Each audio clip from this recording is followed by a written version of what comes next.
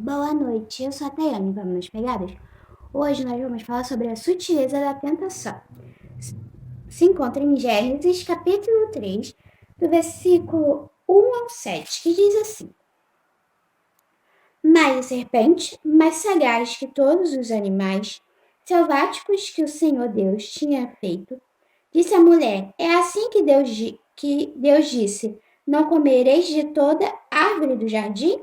Respondeu-lhe a mulher: Do fruto das árvores do jardim podemos comer, mas do fruto da árvore que está no meio do jardim, disse Deus: Dele não comereis, nem tocareis nele, para que não morras. Então a serpente disse à mulher: É certo que não morrereis, porque Deus sabe que no dia em que dele comerdes, se vos abrirão os olhos, e como Deus sereis conhecedores do bem e do mal. Vendo a mulher que a árvore era boa para se comer, agradável aos olhos e árvore desejável para dar entendimento, tomou-lhe do fruto e comeu, e deu também ao marido, e ele comeu. Abriram-se então os olhos de ambos, e percebendo que estavam nus, cozeram folhas de figueira e fizeram cintas para si. Depois do relato maravilhoso da criação, culminando com a constatação do Senhor de que tudo era muito bom, surge um novo personagem, a serpente. Imaginemos como tudo era perfeito e todos os acontecimentos decorrendo em perfeita harmonia, algo que só podemos ter um mero vislumbre, visto que vivemos uma natureza caída. O relato bíblico nos mostra que a serpente era um dos animais mais astutos da criação e tentou o gênero humano em sua liberdade. Eva começou a ser tentada a parte da sua liberdade segundo a serpente. Ela poderia ser como Deus, se escolhesse desobedecê-lo e comer do fruto do conhecimento do bem e do mal. Disso podemos deduzir que tal fruto não continha em si mesmo enzimas ou vitaminas mágicas, mas seria o simples resultado da desobediência às ordens de Deus. Em um Novo Testamento, sabemos que esta serpente é identificada por Satanás.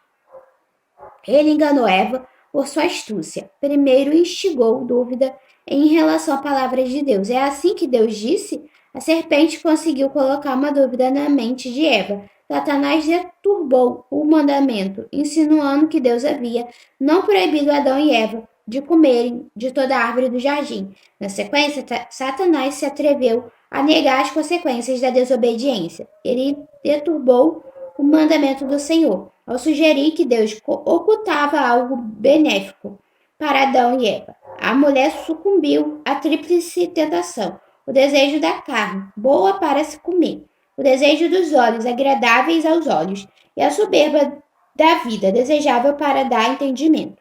Eva tomou do fruto e comeu. Depois levou até Adão, seu esposo, e ele também comeu. E ambos desobedeceram a Deus e tornaram-se conscientes de culpa. Ainda hoje, a antiga serpente tem enganado a muitas pessoas, fazendo-as escolherem coisas ruins a obedecerem fielmente às ordens de Deus. A liberdade é um grande bem, mas infelizmente muitas pessoas a usam para sua própria ruína. A concessão de nossos primeiros pais às astúcias do diabo trouxe todo tipo de desarmonia na Terra. Vejamos as consequências desastrosas desse ato da liberdade humana.